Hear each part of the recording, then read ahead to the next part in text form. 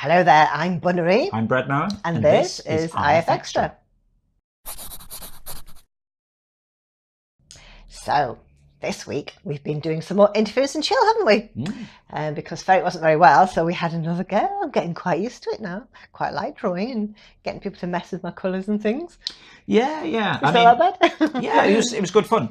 Ferret basically, she hurt her neck basically, so we said, hey, don't worry about it. We enjoyed last week. We'll do it again. We can step in. We did 90 minutes or so of drawing. Yeah. It was pretty cool actually. I know. It's like a challenge, isn't it? You've got to try and draw something without any colour. Or without undoing your mistakes. if you haven't seen any of these live drawing streams, Ferret, and Hey Anthony, Z-Jack also starting to do them. Getting more and more streamers. But it's interesting. The audience get to control some of the things that happen in the stream. Like they can vote on what item you're going to draw, and they can change your palette, just like take away some of the colours, take away your undo, make it a bit harder. I mean, it's really interesting. Different. I mean, like I was drawing like a really cool queen, and then ended up having to sort of do a bit of it in monochrome. Well, not monochrome, grayscale. It was interesting. You couldn't draw her jewellery, could you then? Her sort of queen regal bling. Regalia. Regalia. That's probably the correct term rather than queen bling. So, what else have you been doing besides drawing? Mostly sort of odds and ends of things behind the scenes, really. General bug fixes, nothing too exciting. Where did these bugs come from? I don't know. Well, I mean, I classify a lot of stuff as bug fixes. Sometimes it's kind of optimizations and improvements, but I just call it all bug fixes. Okay. Right then. Well, I think it's time to go and see who won this week's awards. Picture of the week this week goes to Luto for Harry Potter Tries to Do Magic Without a Wand. I just love the style of this, the cartoony style and the way he looks. It's amazing. Really good work, Luto. Well done. My favourite description this week was Pinky Tries to Be Brain by Milanka. I like how they've kind of picked up on the fact that the drawing sort of contains traits of both Pinky and the brain. Kind of the facial expression crossed with the stance. Nice work, Milanka. Community pick of the week this week goes to Zenarius for Happy Ginger Rub the Lamp the Right Way, Gets 3 Wishes. I just love the look on his face when he actually conjures Christina Aguilera. Well done, Zenarius. Nice work. They were amazing. Awesome stuff there, as always. Absolutely. So what were we talking about on the forums last week? So last week's question was all about fashion. Have you ever worn anything that you thought was amazing at the time, and then you look back and think, oh, why did I do that? I can't think of much that I've done like that. I can't think of anything in particular. Can you think of anything you've ever worn? Well, I mean, I don't think I've had anything that I thought was amazing at the time and was then embarrassed by. It's generally embarrassing at the time and then still embarrassing. I did a fun triathlon once. Those two words should never really go together. It's just lies. But I had a triathlon suit, which was sort of like a... kind of all-in-one type of skin-tight thing, was it? Yeah. It was like just to save you sort of getting changed, because like you do swim, cycle, run, and it's to save you getting changed after you swim. You just sort of get straight on your bike in this thing. Like a rubber suit thing? No, it was... Lycra. Effectively. It was like wicking material if you're into running and stuff. Not a proper wetsuit. But it... it was a little bit embarrassing. I tried it on at home to see how it looked before the race, and the cat took one look at me and ran off. In terror? Yes. Poor cat. Long time ago. It was a while. I think he's recovered now. Probably 10 years ago or something like that, wasn't it? Yes, but it wasn't flattering. But we had 1 or 2 answers. We didn't have many answers, so if you want to talk about this, you can pop back into the general discussion. And I wonder if people just didn't want to embarrass themselves. Maybe that could be it, yeah. Hey, Anthony was brave. He said he once dressed up as Buzz Lightyear when everyone else was dressed as ninjas. This was in 2nd grade at school, he said, for Halloween. Is that not just is that randomly. little school then? I don't know what that is. I don't We'll even presume know. it's little school. I don't even know what they call grades here anymore. No, that's true. But yeah, everyone else dressed up as ninjas and made fun of him. Aww. Because kids are really harsh. Yeah, they're really cruel, aren't they? Kids are rubbish, basically, aren't they? Yeah. What else did we have about? Whitney Jones said, plaid shorts, platform jean material, sandals and vests. Vests means waistcoat, doesn't it, I think? Or does it mean an actual vest? I don't know, actually, in that case. It depends where Whitney Jones is from. Fair Not sure. Could be either. Either would look pretty cool, really. Also wore my hair in a slick ponytail with lots of hairspray. Wow. Well, I mean, vests, if that's waistcoats. Very cool. You know, sort of, yeah.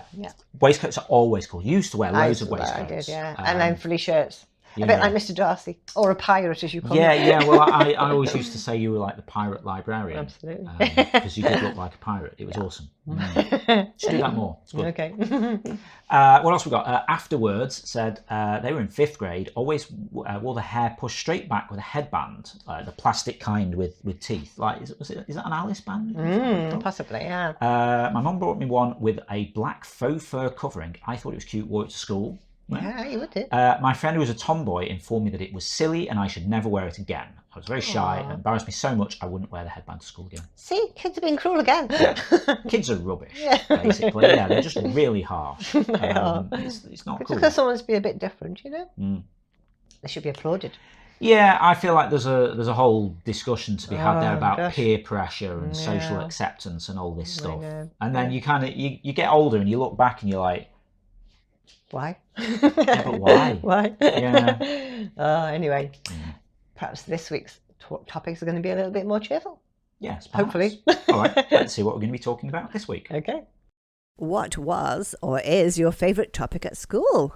Also, did it influence your subsequent career? I always loved English literature more than anything else, and I turned out to be a librarian.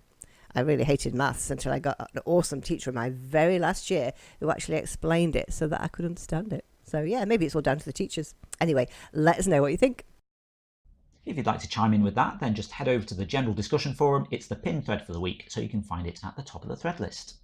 Cool. Now it's time for us to remind you that tomorrow night is quiz night, yet again. Yeah, remember every Sunday night at 7 p.m. UK time over on our Mixer channel, mixer.com/interference, we run Zeitgeist, the interference quiz of the week. Absolutely. Oh my goodness, it was so exciting last week, wasn't it? It was. It was so close at the end, and we didn't even know who was going to win, did we? And we were going through the last round, and then the last question, I thought, who's it going to be? Yeah, if you've not seen this before, it's basically a live general knowledge quiz that you can play along with. It's all multiple choice, and like you get 10 points for a correct answer, a bonus mark if you're the fastest correct answer.